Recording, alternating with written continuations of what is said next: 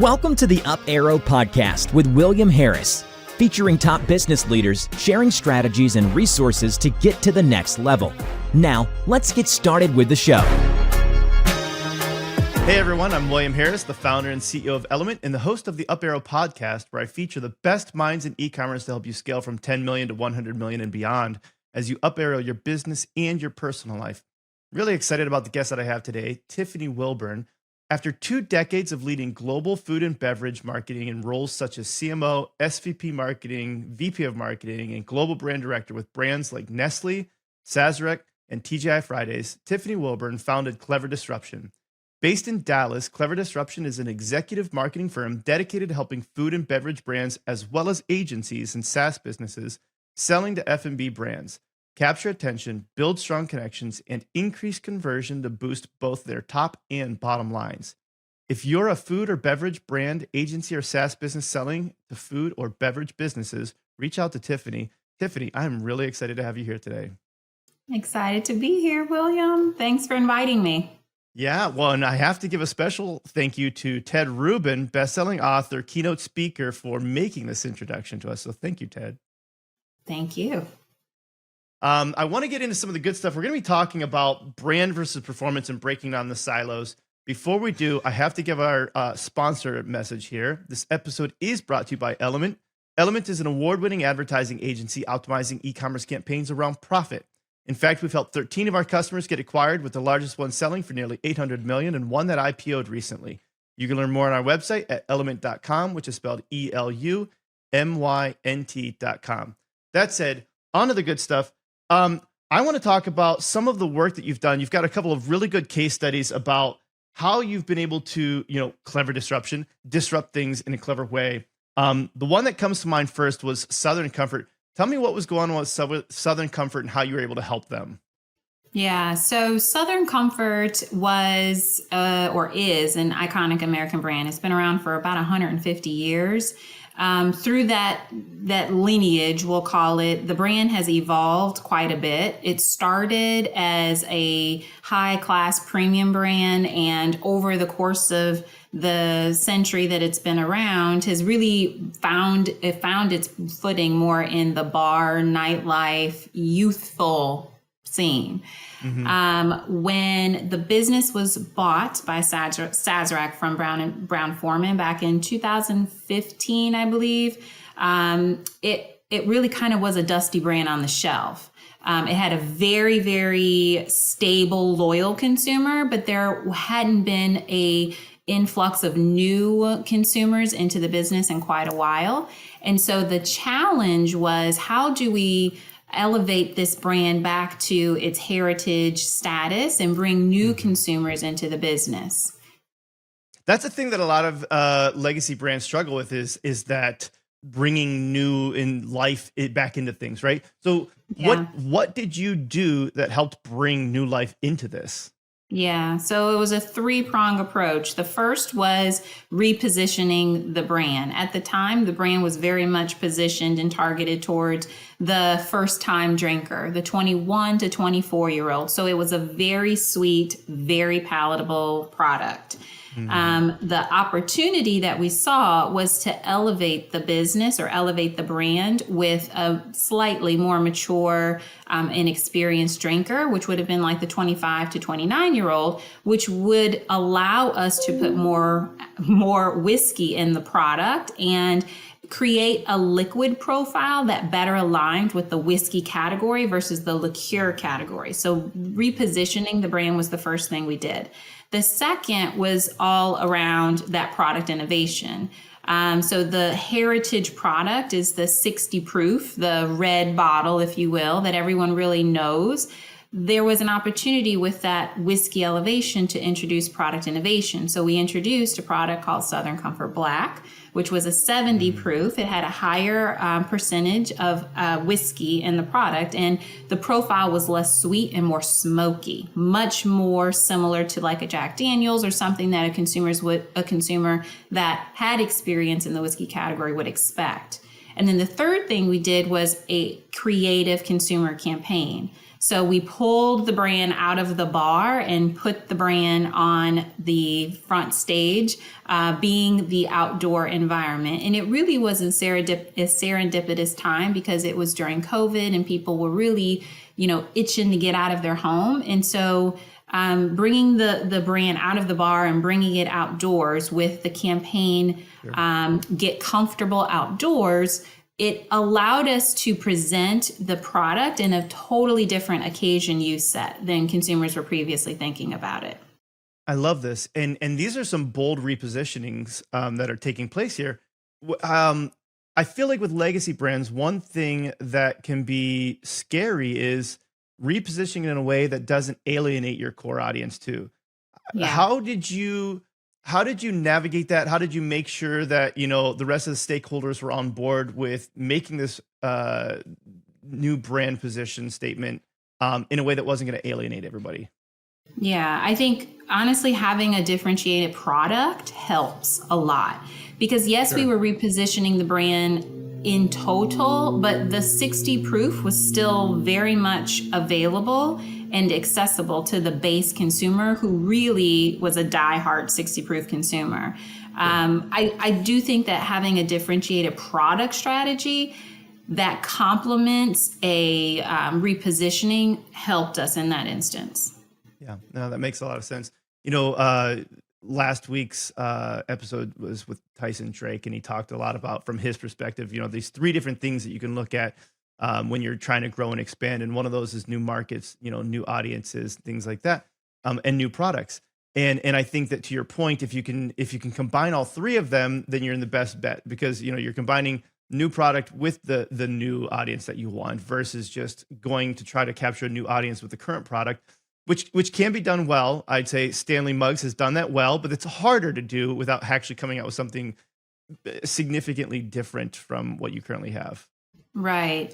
Yeah. I love that you used the Stanley example because in my mind, it is a different product. It's the same product flipped upside down, but they presented it in a relevant way to the new consumer. Because if you think about the usage of the Stanley, the original Stanley, it was utilitarian for that previous core consumer, the blue collar male worker.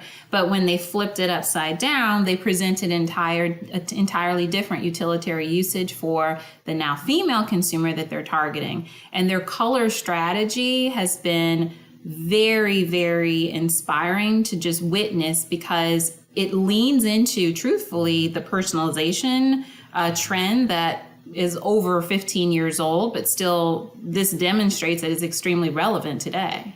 Totally. Yeah. And I think we go through these moments where personalization is the hallmark of a brand, and then it goes away and then it comes back. And I feel like this is one that they're riding the wave right now for them, which is great. You'll see other brands that do go with personalization and then get away from that. The example I'm thinking of would be the iPhone, which a lot of times it's like you got a couple of options of colors and that's it. There's not a whole lot of personalization that could take place there. So I'm curious though, when you guys decided to make this reposition, coupled with, so you're going after this new audience with this new positioning statement and this new product, which came first? Did you identify the new audience that you wanted to target with this new positioning and then create a product around that? Or was it more like, hey, we have this product in development. Who is this product good for? The former. I would never recommend creating a product and then trying to find a consumer to sell it to, because that's a much more difficult task. It was really looking at the opportunity landscape and figuring out, well, where is the market shifting? I think in the spirits industry right now, we see a lot of market opportunity with non-alc. But when this project was the inception of this project, we saw a lot of opportunity actually in the whiskey category. And if you recall, I mentioned the 60 proof, it tends to be more aligned with and even merchandised in some instances in the liqueur category. So it was a strategic shift to get the brand out of the liqueur category and into the whiskey section, which had a much higher foot traffic from a weekly perspective, but it also had a higher AOV or average order value. Very smart. Very smart. I like that. Okay. The other one that caught my attention here was, so that one we call, I think you and I, when we were talking about this before, there's like two types. There's the brand renovation, and that's where Southern Comfort was. And then there's the new to world, right? Where this is a phrase that you use. So this is not my phrase, but I like this new to world, where it's like you're coming up with something that hasn't been around before. And this was Fresh Direct. Tell me what happened with Fresh Direct and how you were able to bring them to market. Yeah, so Fresh Direct was and still is a premium online grocer that primarily operates in New York City and the surrounding boroughs and suburbs.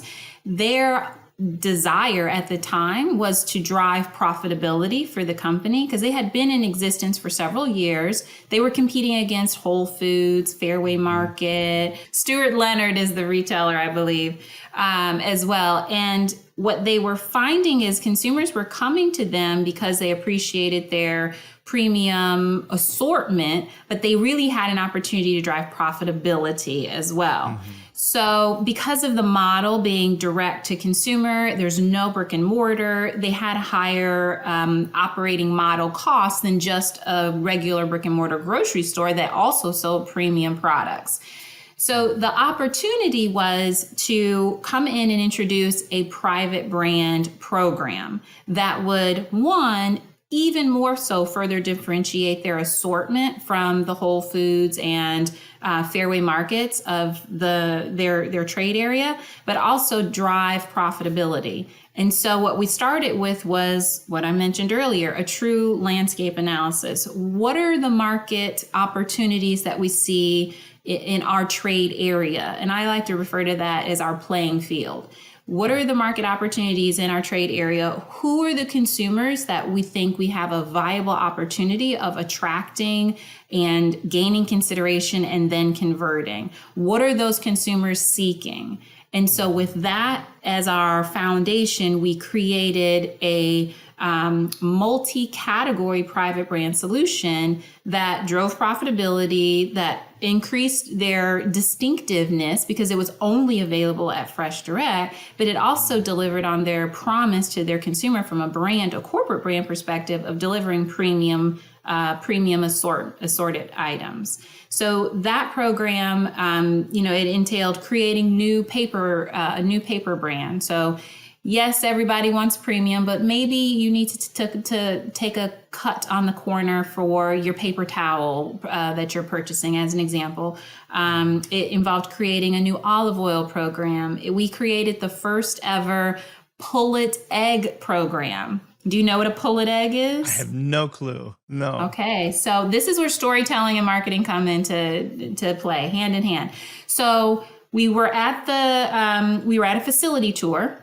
And one of the things that we noticed was when the eggs were being sorted, and this happens in all industries, when the eggs were traditionally being sorted, there's almost like a sifter that the eggs are going across. So the medium eggs are going down the sift that's sized for the mediums, and the large are going down the sift that's sized for the large. Makes sense. Well, there were these teeny little eggs, just the teeniest tiny little eggs, and they were just falling off and going into another area, completely diverted from the retail program eggs. Sure. And when we asked the question to the farmer, where are those teeny eggs going? What are those? They informed us that those are the hen's very first laid eggs. And the very first laid eggs tend to be smaller, and they refer to them as a pullet egg. And some folks now have branded that as the farmer's egg, because what farmers were doing is taking those teeny tiny eggs to the farmer's market and selling them themselves directly versus putting those tiny eggs in the retail program. If you think about it, you tend to see medium and large and extra large in the retail program. Well, the beauty about that farmer's egg or the pullet egg is because it's the first laid egg that the hen produces, it is richer. The yolk stands up more prominently. It has a deep orange hue to it.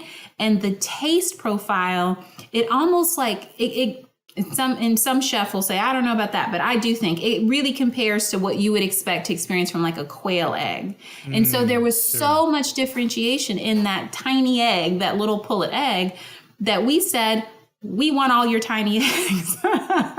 We'll take them. And we Yeah. created an entire program around those pullet eggs. So I think this is interesting. First of all, I should have known what a pullet egg is. We have chickens, and when I say we Mhm. have chickens, I mean my wife has chickens. Like I know them, and in fact, I brought one of them on an episode one time just for being silly or whatever, and had a chicken, sitting here like it was like the Godfather. Um, Mhm. but I think you basically took what was almost considered a waste product and turned it into a premium product. Exactly. Brilliant. And did the appropriate storytelling around why it's a premium product. It actually, the benefits are there. Yep. It wasn't like we were making anything up, but the market just didn't know. Hmm. So it was really a more around like shining light on what is already in existence and how you can utilize this and how it really is a premium eating experience compared to just a normal, air quote, normal medium-sized egg. Yeah.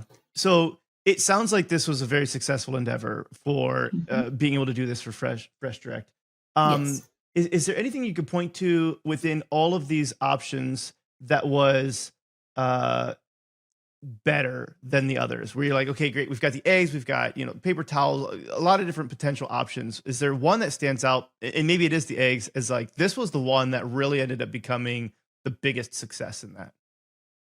In that program in particular, I would venture to say, I would vacillate between either the milk program that we put together. So the milk, why that is milk is seen as a commodity.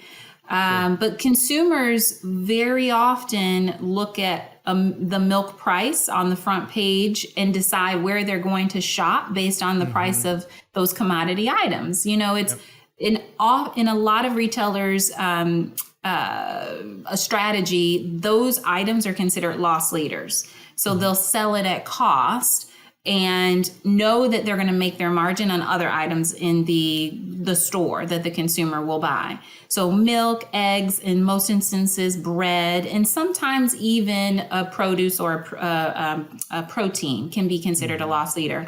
But our milk program, I think, was so successful, and it's still around today, because it really, really leveraged the unique production process of the small farmers that were at the time in upstate New York. And it was at a time, this was probably 10 years ago, when there were not as many consumers that were leaning into organic or leaning into grass-fed, et cetera. So that was very much at the cusp of that conversation from a mass retailer perspective. So not niche. Okay, there were a couple brands that were talking about it at farmers markets, et cetera. But this is one of the first programs that really started to operationalize on a larger commercial stage that type of a benefit and program. So I would say the milk program for that reason. The other would be the olive oil program. It's still around today. There's a lot of innovation, really cool innovation in the olive oil category. Recently, I think Graza was one of the brands that started to innovate in the category, really more so with packaging. They've done some single source sourcing of their olive oil versus blending, and that's another example of a premium Q. Our olive oil program was that 10 years ago. So I think both of those would be, in my personal opinion, two of the programs that were most successful, because those categories can be seen as a commodity. You talk about olive oil in New York City. But we really found a way to storytell around how that product was a premium item in comparison to its other peers. I love the storytelling piece, and I want to come back to that. Something you mentioned, though, with packaging that I appreciated. A couple of weeks ago, we had Will Leach on, and he was ex-Pepsi and wrote a book, Marketing to Mind States. But at the time, he talks about one of the stories about the new packaging they did for Sun Chips, and then everybody wanted like this biodegradable bag. I remember that bag. Okay, so you know where I'm going with it, right? And they got this bag, and he was like, "This is no good." Before it actually hit the shelves, I mean, it was the loudest bag that they have ever heard, and people touched it and didn't want anything to do with it. And so, like, there's an element of product research maybe that needs to go into all of these different initiatives that you're talking about, from Southern Comfort to Fresh Direct. Yeah. How do you know when you found a winner? What type of research are you doing to say, yeah, this is the thing that's going to work for versus getting it on the shelves and saying, we messed that up? Yeah. Hands down, I have experienced this time and time again. Hands down, my golden go-to research methodology is ethnographic research. I want to be in your home. I want to mirror you as you are going through your normal daily routine, because there's things that we say and there's things that we do. You know, I say I eat salad every night, but I actually also go back at 9 o'clock and get a handful of chocolate covered almonds. So true. I just forget that part. So there's just, and it's not that consumers are deceptive, but they just don't realize some of the muscle memory that their habits have formed. And so I love ethnographic research. So shop-alongs are one of the ways that we've, commercialized that in the CPG industry. Going with your shopper, seeing how she interacts at the shelf. What is she looking at? Going with your consumer in their home and show me what's in your freezer. You say that you cook the product this way, but show me how you actually cook it, demonstrate it. So I believe that's the best method. And by best, I mean it's the purest, because it takes away the conscious mind and it allows you as a marketer to truly understand that subconscious consumer behavior. I love that. It reminds me, let's go into the e-commerce side of this, because I know we're talking CPG, but a lot of these things can be taking place online, and that's more my core. And I like what's called lateral thinking, where we're bringing things from one area and we're understanding how that applies to another area. And there's a website that I've always appreciated in the online space called The User Is My Mom, where he would basically have his mom review websites. And so you want to know if your website's any good, have this guy's mom review it. And she's, going through and saying, I don't know what to do with this. Where do I go with this? How do I click on this? Why doesn't this do this thing? And it's genius, because to your point, it's like, well, how is your actual user discovering your website, using your website, finding the products? If you have a discount, if you don't have a discount, spinning the wheel, is it actually beneficial to them? Because they just got like the third pop-up in a row, and it's like, I actually want to buy this product, but now I'm leaving because You've interrupted the journey. Yeah. And so I think, to your point, just coming along your shopper through that process and being a part of what they're doing is it's a very important in every way that you're going to be selling products to people, whether it's in the grocery stores or it's online. Yeah. And what you just talked about, we refer to in the industry, in the marketing industry, is the consumer journey.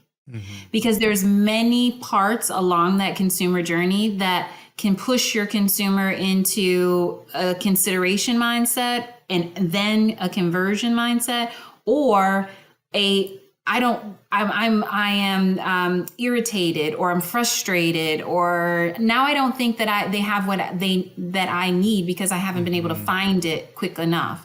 So that UX UI component, we tend to talk about it mostly with digital marketing, but 100% is the same case with physical brick and mortar marketing. I talk a lot with my clients about shelf-ready display packaging. It's not just the actual product package that matters, but it's that shelf-ready display. It's how are you creating a frictionless experience with your consumer throughout the journey? Yeah, I like that a lot.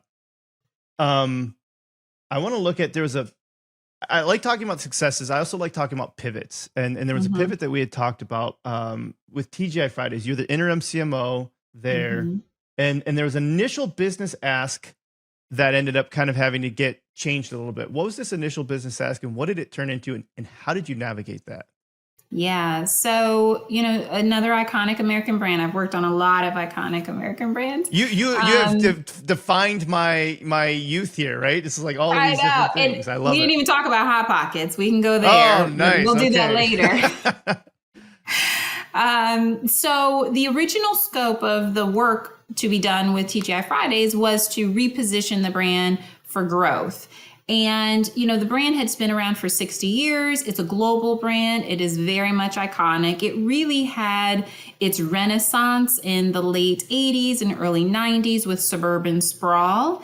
And latchkey lifestyles that started to become more prevalent in American culture. So the brand really has always stood for making every day feel like it's Friday, but it really had lost a little bit of that distinctiveness since the 90s with the influx of a lot of new fast casual dining brands and other innovations that really just put the business on its head. So the original charge was to reposition the brand for growth. We found out earlier, well, I'll call it, 4 to 5 months in, that the need then became optimized to sell.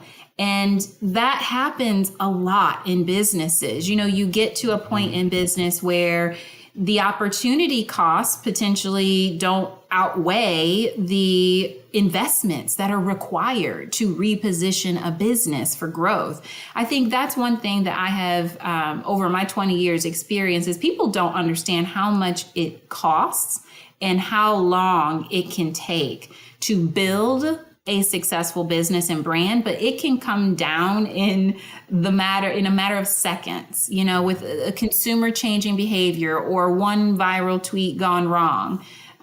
So that was the change. We were going forward with repositioning for growth, and then it became optimized to sell. Yeah. And there is a different tactic. So I know when we bring clients on, we go through all of these questions with them because we're running ads, right?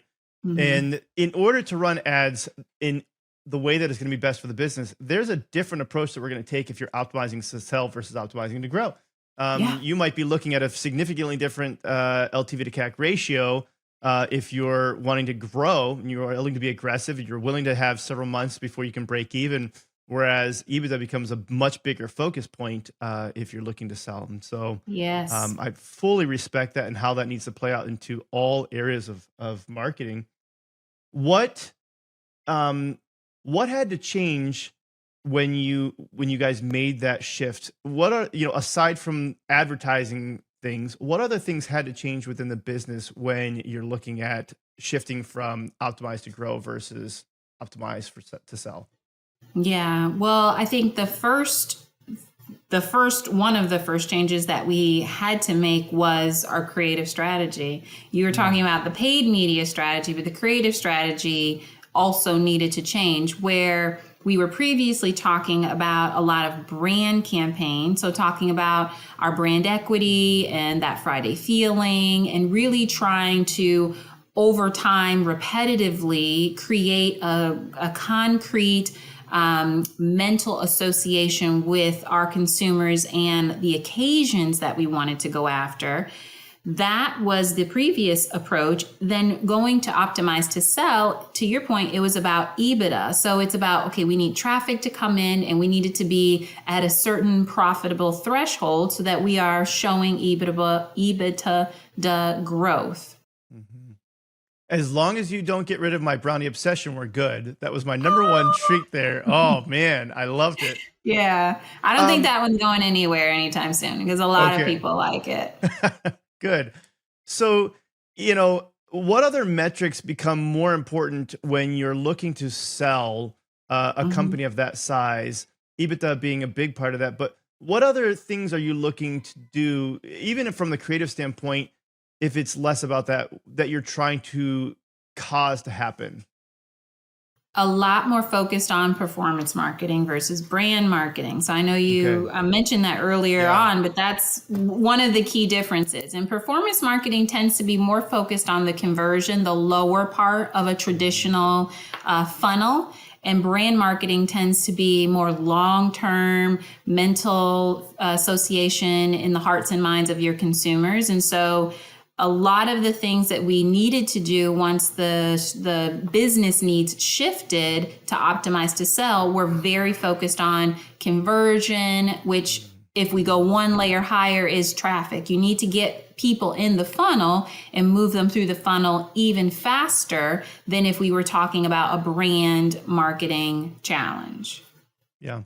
We, as I mentioned in the beginning here, we've helped a lot of businesses sell. And one of the things that we look at is the story that the data tells too. And so you were talking about storytelling, and I like this. And there's storytelling for brand. there's also just the storytelling of the brand to the potential buyer, right? So now you're looking at the buyer instead of maybe necessarily the consumer. Were there things that you did to help tell the best story to that buyer?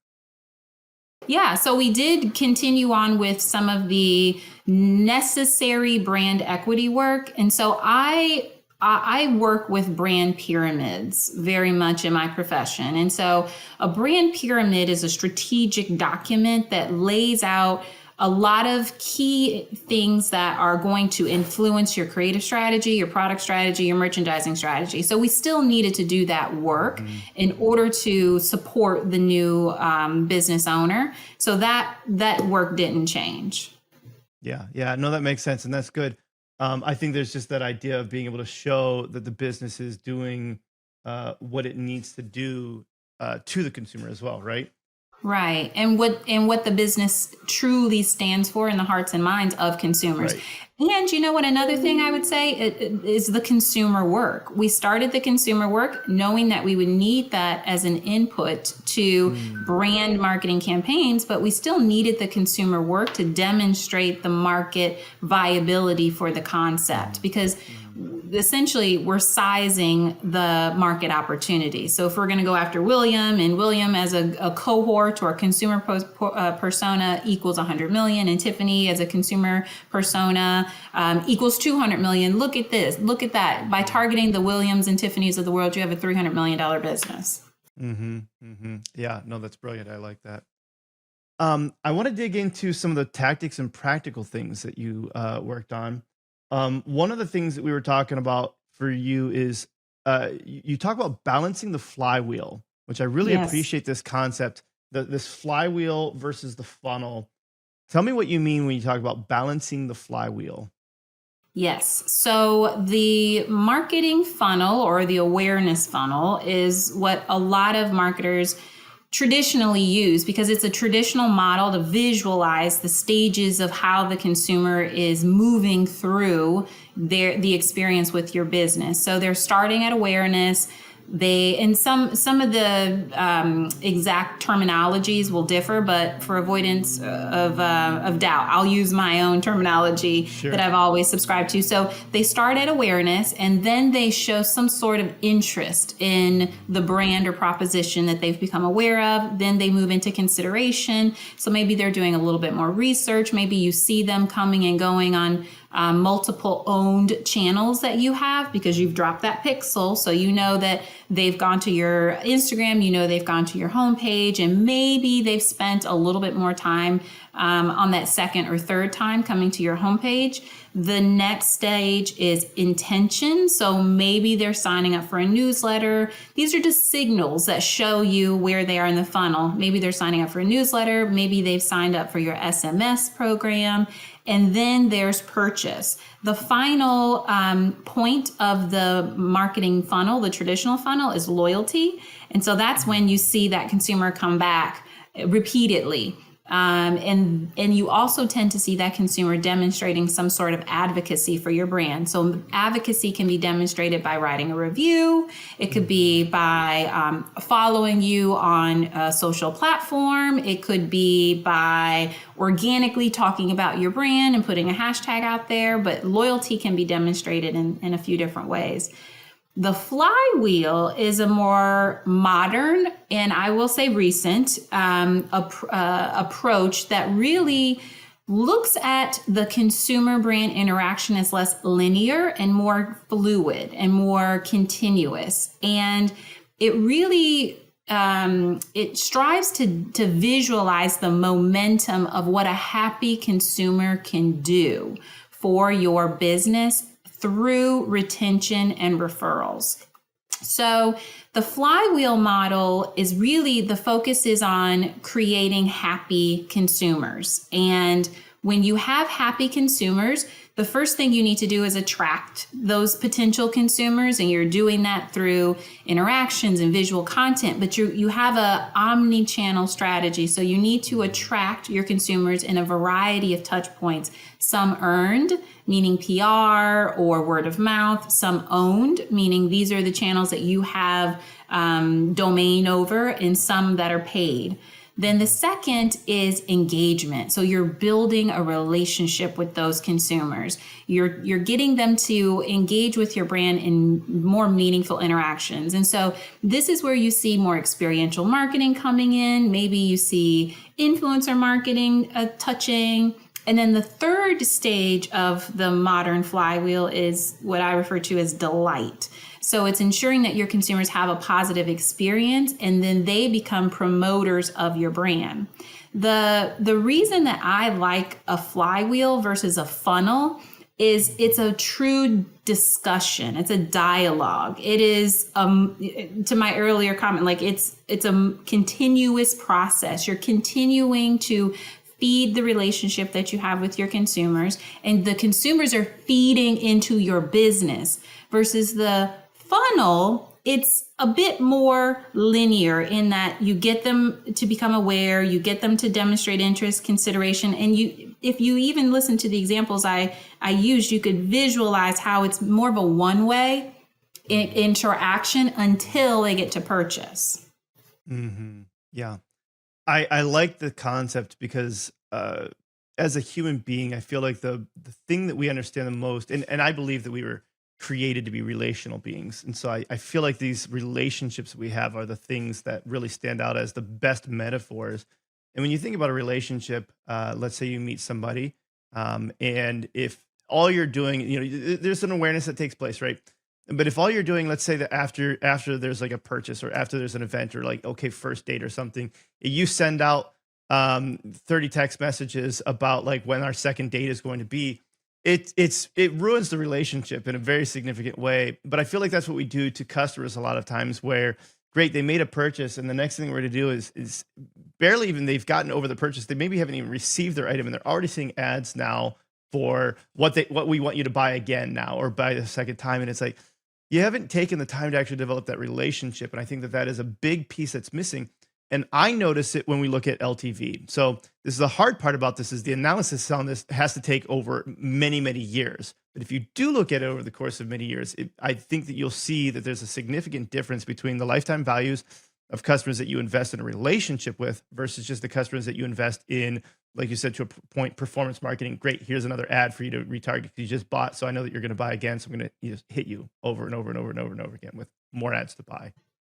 Exactly. And so it's interesting that you talked about the investment component because they're two different investment strategies. I mean, it's an easier show on performance marketing because you can say, oh, Tiffany was served this ad and Tiffany converted, versus building a relationship with someone. You may not see Tiffany take a move for 2 or 3 months, but once Tiffany does, if she has a positive experience and she's satisfied with the brand, not only does she make that purchase, but now she becomes a brand promoter.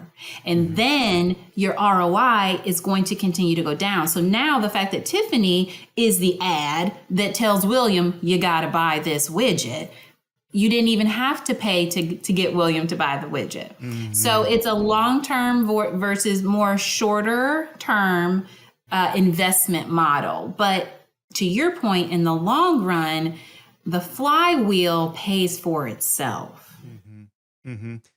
So a lot of the people that we are typically working with they're initially D2C. They started off direct to consumer, they're performance marketing, they're running their Facebook ads, their Google ads, and they're very good at that aspect of things. And we reach a point with them where we start to nudge them along this lines of you need to start moving into some of these higher funnel tactics, building up the brand and the positioning, and understanding, creating this relationship. How do you create, like the next ad that I want to show them, I want to spend some of your money, not in showing them a product to buy again. I want to spend some money on getting them to become loyal and promoters and getting them to engage and become actual, fans of your brand here. How do you work that in from a budget perspective in a way to where you can show the benefit, or if you were talking to, let's say, a D2C brand, they're at the point they're at $50 million now, and we're really trying to push them into some other tactics to help level them to that next level, to get them to that $100 million, $200 million, $300 million brand. And they're still stuck in the performance marketing spot, and they're still stuck on looking at last click ROAS. how do you break them out of that mindset to see the importance of taking that next step and that they can't get to where they want to go without starting to make these investments? Yeah. My experience, I've had the best results with demonstrating what that type of approach could do for their business. So it's less about the theory and it's less talking. It's okay, let's just put something out there. Let's put something out there that we invest a few $1,000s in to produce, and we put it out there in a way that is testing hypotheses that we may have, and let's see what comes of it. And we iterate from there. I think a lot of brands, there's a lot of D2C brands that are out there now, and they are very heavily on that performance side. I'd say 90-10, if not 100-0. Totally. My experience, I've had the best success if I'm working with a brand that is very much has an established foundation of that performance marketing experience. If we can slowly get them to a 60-40, the ROI for the performance marketing actually increases. Mm-hmm. And I know it's not intuitive. It's like, well, I'm spending money on this brand marketing activity over here. How is that helping my performance marketing? If Tiffany is targeted with your performance marketed ad, just in the ad itself, you're talking to Tiffany in a transactional manner about your product. But if Tiffany is targeted with your performance marketing ad, and she's also been targeted with these 3 other ads that are brand marketing, now Tiffany's bought in on your identity as a business. And also she starts to see her identity as being shared. And so the conversion on that performance is much easier. You may only have to target her once with that performance ad versus if it's just about performance, you kind of have to beat me over the head with basically giving it away for free to get me to try it. So you can pay now or you can pay later. Yeah. Well, and I like where you went with that, where let's say, and I'm going to make up some numbers here, but they'll be relatively intuitive here. If you're targeting somebody for a purchase optimized ad on Facebook, for instance, you might pay a $50 CPM. If you're targeting them for a reach ad or a video view, it might be $5 CPM. And so the ability to target them significantly cheaper with that branded initiative as well pays for the 3-4 extra, impressions. So when they do see your ad for them to buy, not only have they seen it 3 or 4 times, the cost for them to see your performance ad 3 or 4 times was a lot higher. You've got those 3 or 4 impressions. They've aligned themselves with your brand. Now they see this and they go, that's it. That's the one for me. And to your point, that $50 CPM isn't a big deal anymore because they're already primed and ready to buy. You got to prime them. Yeah, that's right. You got to prime them. One of the things that you were talking about was determining optimal positioning. So you can go too niche versus not niche enough, size of the prize versus the challenge. How do you approach figuring out this optimal positioning? Yeah, so it is a process that I go through during the competitive landscape analysis portion of a project. I mean, positioning is very unique to what playing field we're talking about. Are we online? Are we brick and mortar? Are we food and bev? Are we bev? Are we seasonal? Are we everyday? You have to be crystal clear about what playing field you're talking about before you start thinking about what your positioning is going to be. The next stage for me is to really do a serious competitive analysis. And the one competitor that always is lost and people forget, but it is like the most obvious competitor from how consumers actually act, is do nothing.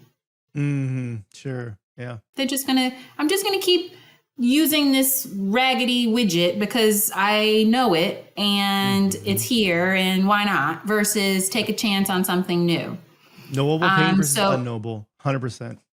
Yeah, the do nothing competitor is fierce. I mean, if we're talking about a lunch program, you may think, oh, my competitor is Buffalo Wild Wings, it's Applebee's, it's Chili's. It could be they're skipping lunch.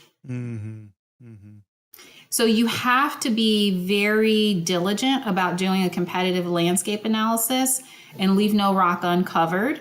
In that analysis, you need to have a very good understanding of not just who your competitors are, but how often are they visiting your competitors and what are they spending at your competitors? Because if they're visiting your competitors 5 times, but they're spending $1 every time, that $5 AOV, average order value, compared to when they come to you once a month and they spend $25, do I care? Am I going to prioritize stealing share from that $5 competitor, or am I going to spend my resources elsewhere?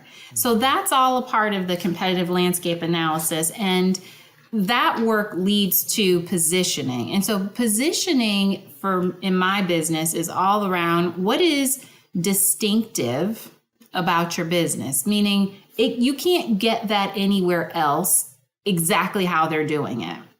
What is differentiated? Okay, I can get that, but it's better, it's faster, it's prettier, it's cheaper, it's spicier.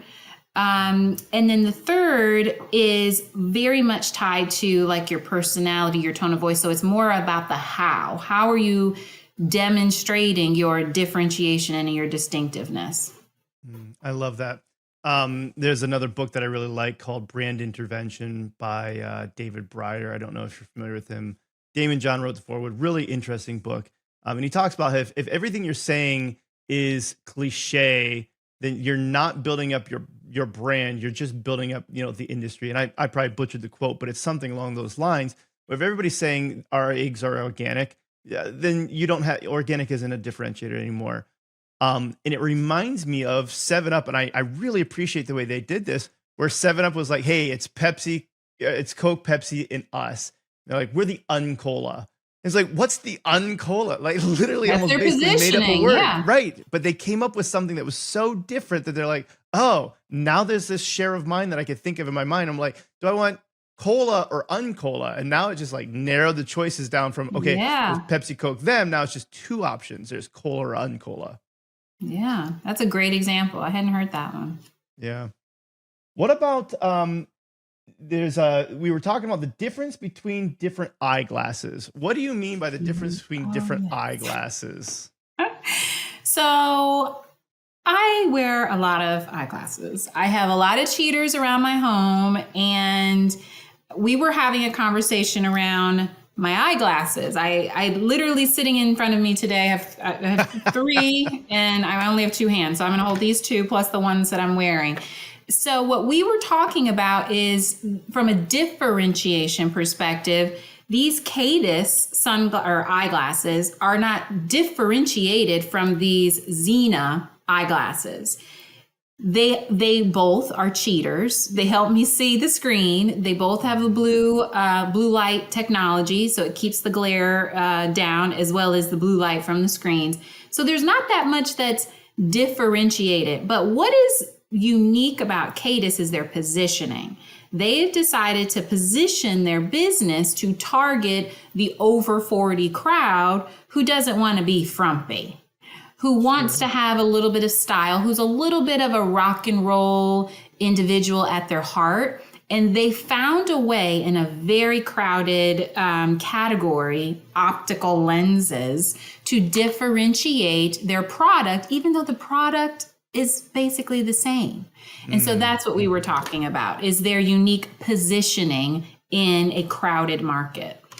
I love that. And that reminds me of what Liquid Death did, right? Yeah. And same concept where it's bottled water. There's nothing different at all about their product. They're literally nothing different. But the Their position is who they were going after and what it felt like to drink that, and the design of the can. And from what I understand, they basically were like, a lot of people want to maybe quit drinking, and so they're rock and roll and they like this stuff, but they're like, well, but I don't want to just be seen drinking like regular water, and so Right. or I don't want to give up my pop, and so it's like, okay, well, this is like something that you can do and still feel cool, still feel like you're a little bit countercultural, and it's genius. It's the same. So product. a shortcut that I use sometimes is when you're thinking about positioning, my product and fill in the blank, brand. We'll use Cadis as an example. Cadis is a brand for people who, there you go. And that's your positioning. Liquid Death is a brand for people who fill in the blank. I like that. Yeah, if you can't say that as a founder or VP of marketing or whoever you are that's trying to, then you don't have the right positioning nailed down now, and you need to work on that.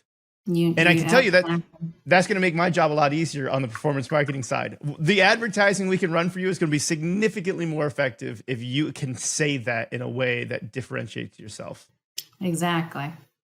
In fact, for those who are listening who don't realize this too, the difference between, we talked about CPMs. We did this for a brand one time. They were a CPG brand. They were a beverage brand.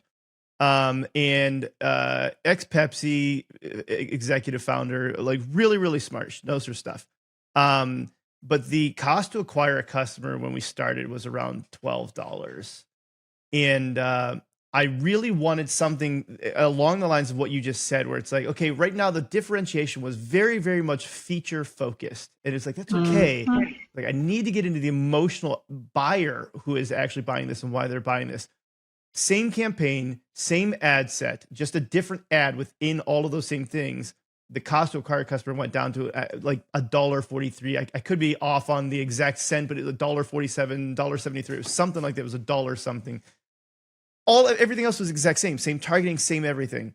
And I think to your point, it was because at that time we repositioned the way that we were approaching this to say, but who is this for and why, versus just this has these health benefits or whatever XYZ features.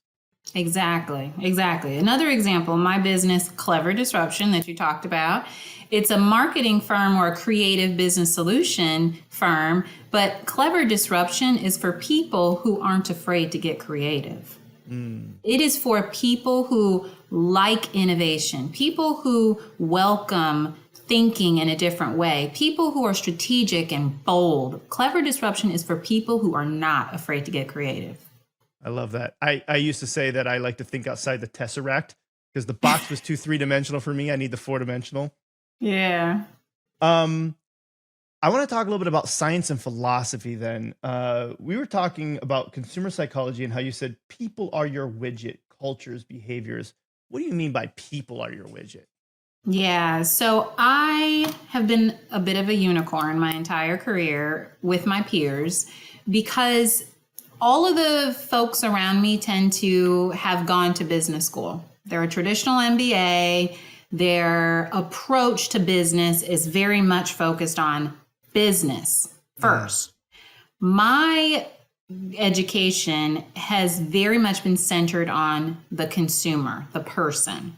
So my graduate degree is in applied sociology and market research. So I have spent years wanting to understand why people act the way they do, not just their own individual psychology, their own beliefs, their own values, but sociology is really the values, the language, the behaviors that we co-create. So that's why I say people are my widget. It's a matter of understanding and predicting how they will interact with your brand or your business once that's a third addition to the equation. Tiffany plus William plus brand X. What will happen? I love that. It reminds me a lot of something that a previous guest, Philip Jackson, the founder of Future Commerce, said, which is commerce is culture. And I'd never thought about it this way, but it really is. Like, it defines culture. Yeah, I agree with that.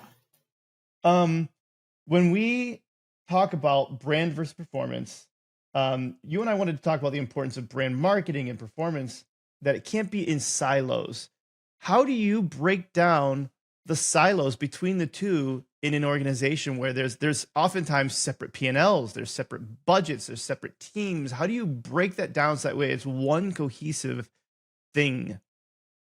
Yeah, I think it falls on the responsibility of the leadership team, truthfully. I think a modern CEO and a modern CMO understands the importance of synergy and in my experience, the best examples I've ever had of performance and brand marketing coming together, as well as consumer insights, category insights, all of that coming together in one cohesive strategy. Those are the examples and the case studies I have where we won. When the functions were isolated from one another, when consumer insights was doing research connected to a product that was never validated from a market fit perspective, or the size of the prize, and that size of the prize didn't translate to what R&D was working on, and marketing was over here creating a brand that had to do with, you know, cookie cracker, and the innovation was on cereal. Like, if you have to have that type of cohesive appreciation for how to run the business at the leadership level. So it's the responsibility of the CEO and the CMO and others in the C-suite. Yeah, and I'd say even having the knowledge to look at the metrics with that lens. One of the things that we'll see on the performance side sometimes, right, to the point you were calling out before, let's say we've run several ads that are on the branding side, and then we've got the performance. Performance is doing very, very well. And so we'll see brands sometimes push to us, even say, it's like, hey, look at how well XYZ campaign is doing. Let's turn off those other campaigns and put all the money here. And it's like, well, wait a minute. Yeah. That campaign is only doing that well because of those other campaigns. You turn those off, and now the performance isn't going to be there. And so having that ability and the insight of a CMO to look at these metrics and say, the only reason why performance is performing the way that it is because of these other initiatives. And so it's not a matter of turning these off because they don't have as good of a ROAS or whatever that might be. These are necessary to get the ROAS on these other campaigns. 100%, 100%. I have a 10-year-old son. And I often think of him as my little brand that I'm working on. I'm molding him. And the brand marketing that I am instilling in him, those are the seeds of value and behavior and morality that I'm pouring into him.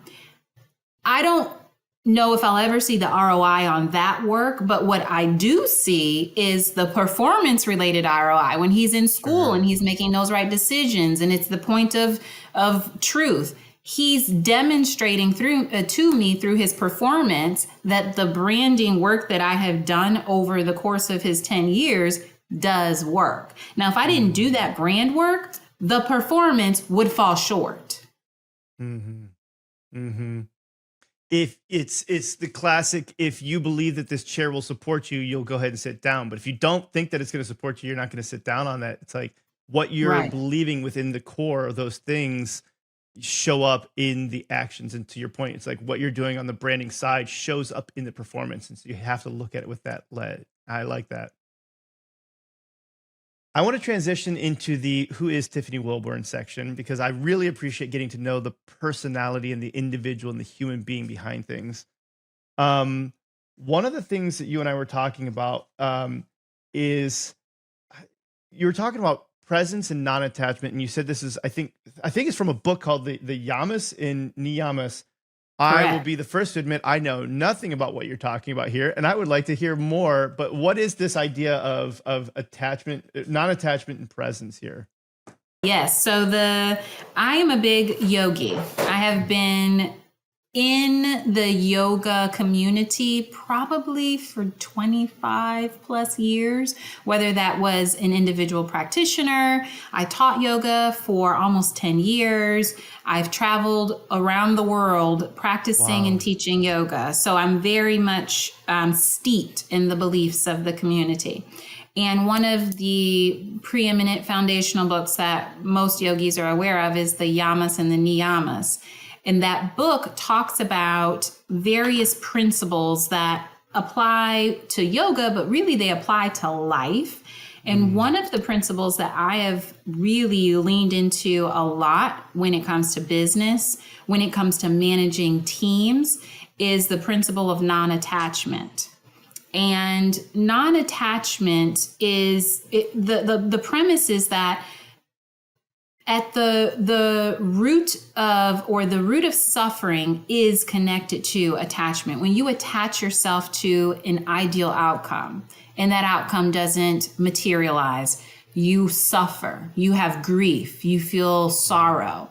Versus if you do not attach yourself to the outcome and instead maintain a solid sense of presence, lean in with all of the training and morality that you already are demonstrating every day, you will not suffer so much. So attachment is, in my opinion, the root of suffering. When you attach yourself to an ideal outcome, or you attach yourself to a narrative, I will be, I will do, the business will result in, that's where suffering manifests itself. And suffering then translates into poor business decisions happening. It translates into lower morality with teams. It translates into a dissolving corporate culture.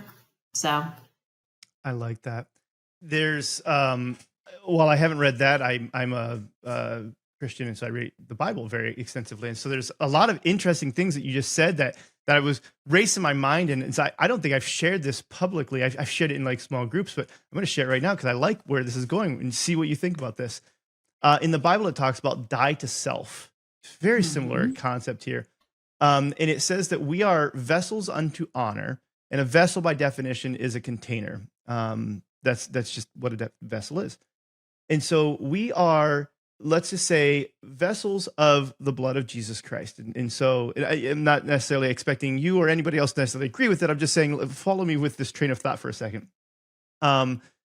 What's interesting is blood vessels have one set of muscle. There's only one thing that the blood vessel can do. It can constrict. It's the only thing that muscle can do. It can let go and allow the blood to flow through. And the life is in the blood. Another part of the Bible says the life is in the blood. And so what's interesting is, in my power to kind of what you're saying, if I'm going to hold on to this is the end result, the only thing that I can do is constrict the blood flow of Christ. I can constrict the blood or the life, right? yes. If I let go, if I die to self, now the blood can flow through me. Now the life can flow through me. And to your point, Yes. I can't have necessarily say what the outcome will be, but I can allow that to take place.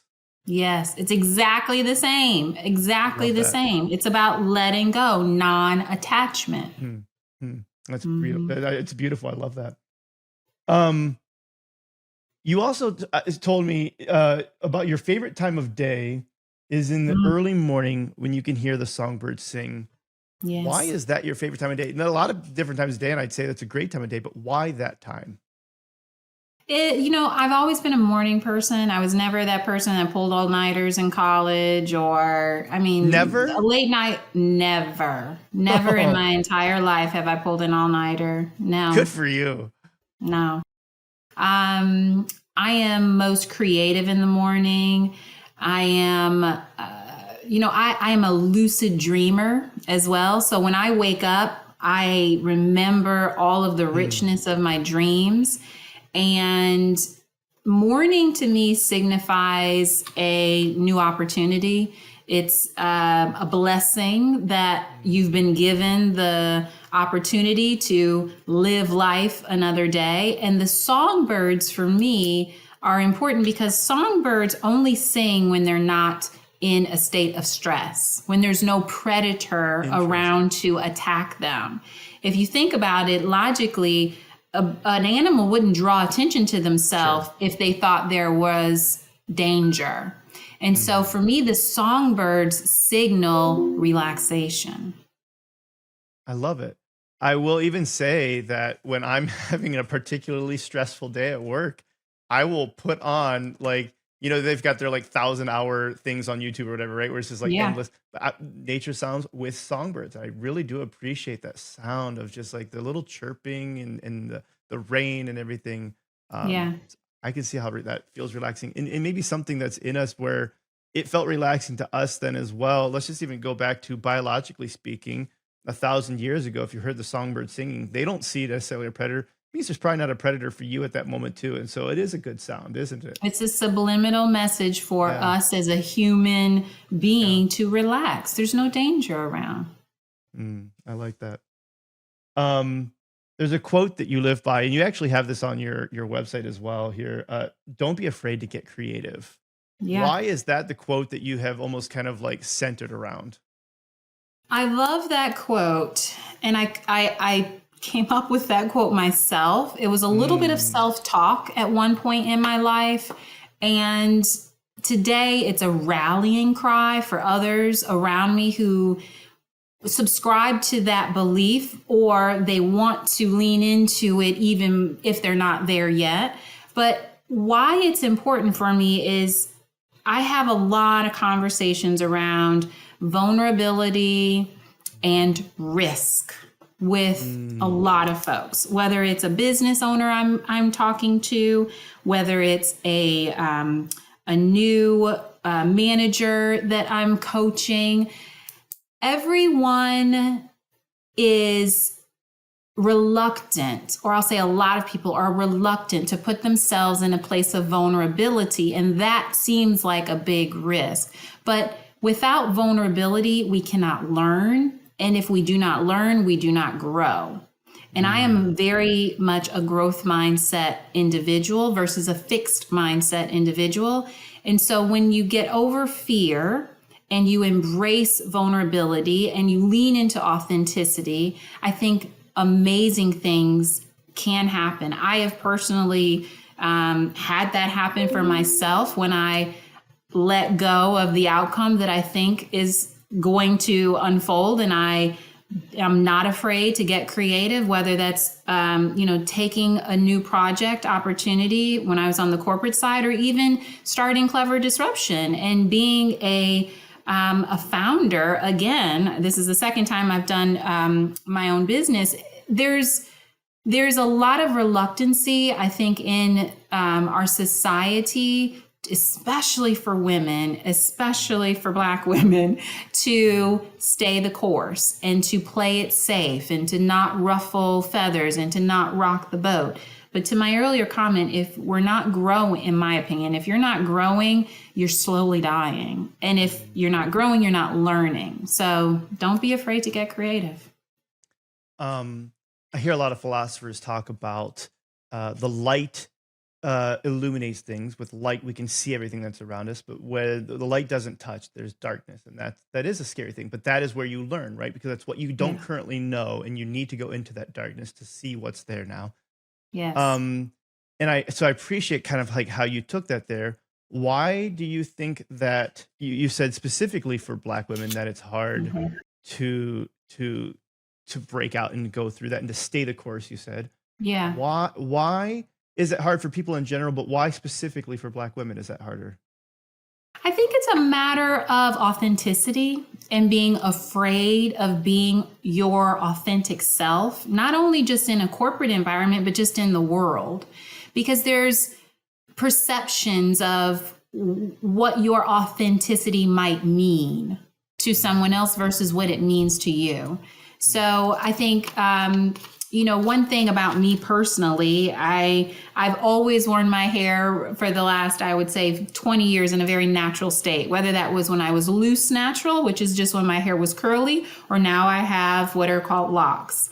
Mm-hmm. That is authentic to me because that is an authentic expression of part of my identity. Like, my hair is my crown, and my crown is flowing at this moment in their locks. And another example of my authenticity, I am a creative, if you haven't already I can understood definitely that. tell. Yes. I'm a very creative individual. So I have used my body as a canvas in order to demonstrate some of my creativity. So I have probably 4 or 5 tattoos that I have actually designed myself that are very expressive, they tell the story of my life. They all have very different meanings. And I was over the age of 35 before I ever got a tattoo, but I didn't have the wisdom yet to appreciate the story that my life was, as well as the story that I wanted to memorialize.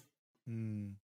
I am not a Black woman, as I'm sure you can tell, but there's one of my absolute favorite musicians is India Arie. And so Oh, when you were yes. talking about the locks, the song that immediately came to me from hers is I Am Not My Hair, right? She goes, I am not my hair. I am not your expectations. And if you look at my Apple Music, it's her albums are probably my it's her and Jack Johnson are probably my top two artists that I listen Yes. to, and so I can appreciate what you're saying in a different light. Obviously, not from actual perspective, but from hearing it in the song at least. That it's like I'm sure that is like a thing that you have had to work through, and so I'm glad Yeah. to hear that you've been able to push through those boundaries and, like you said, to show your authentic self. I think who your authentic self is absolutely wonderful.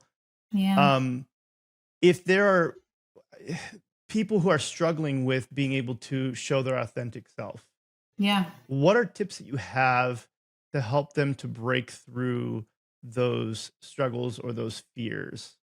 Yeah. Well, a few instances recently that I've had where individuals were struggling to break through and demonstrate their authentic self. Their struggles were really the underpinning was around assimilation. And it was, well, I don't speak English as a native speaker, so I have an accent. Or I don't eat American traditional food, I eat traditional Dominican food. And so they were aspiring to assimilate because they didn't want to stand out. I think that's human nature in a lot of instances. We all want to be a part of a group. And if we go all the way back to primitive thinking, that's what kept us alive. William couldn't be off on his own without the protection of his community. And so it's natural for us all to want to assimilate in order to subconsciously protect ourselves. But to answer your question, what can someone do that is trying to reach more of that authentic state of their self? I think the first is be kind to yourself. I think we all put a lot of pressure on ourselves, whether it's in what we do and how we do it and when we do it. And we all believe that everyone is looking at us, and that's not the case. That's very true. It's just not the case at all. Yeah. The second thing, so being gentle to yourself, being kind to yourself, and being aware of the fact that the spotlight is not always on you. I know it feels that way, but it really isn't. The second, I would say, would be to be open to talking about what makes you different and not see that as a risk, potentially see it as an opportunity to inform or inspire or educate. I think a lot of times folks that are in that position where they want to be authentic, but they don't know exactly how, they struggle with even just talking about what makes them different. And we started this conversation from a brand and marketing perspective, talking about differentiation and distinctiveness and how important it is. It's the lifeblood of a business. But from a human perspective, for some primitive reason, we don't appreciate that equally. So I would say talking about your differences, talking about what makes you unique, and really putting yourself in environments where you have allies around you who champion that type of behavior. Good for you for wearing your nose ring to the board meeting, or good for you for wearing your hair in the way that you authentically have always worn it. Or good for you for speaking up in the meeting with your thick Dominican accent. Your voice needs to be heard. So having allies around you is very important, in my opinion, for those individuals to open their throat chakra, to use the voice that God gave them and find their authentic place in this world. Yeah, I think that's beautiful. And I'm glad that you called it back to the differences we were talking about earlier, because I was going to do the same thing with the eggs. We were talking about, the farmer's eggs were these different eggs that didn't fit into the different slots and were considered almost like, okay, well, these are the eggs that we don't know what to do with. And it's like, wait a minute, these are actually the premium eggs. These are the eggs that have these extra special things that are even better. And so, like you said, that accent or whatever, that hair or whatever it might be, it's like those are the things that make you extra unique. And in a sea of sameness, we need that uniqueness to be able to break through, like you said, the noise even. Yes. No, that's good. Tiffany, it's been absolutely wonderful talking to you. I appreciate you sharing your knowledge, your wisdom, and your heart with us today. If people wanted to work with you or get in touch or follow you, what's the best way for them to do that? go to cleverdisruption.com. You can schedule some time and we can have a conversation about what your business challenge is and how I can support you on that challenge. Or you can always engage with me on Instagram, Clever Disruption on Instagram as well. We have fun over there. No, that's great. I appreciate that. And again, I appreciate you coming out here today and talking to us. Thank you. Happy to participate. Everybody, thanks for tuning in. Have a great rest of your day. Thanks for listening to the Up Arrow Podcast with William Harris. We'll see you again next time, and be sure to click subscribe to get future episodes.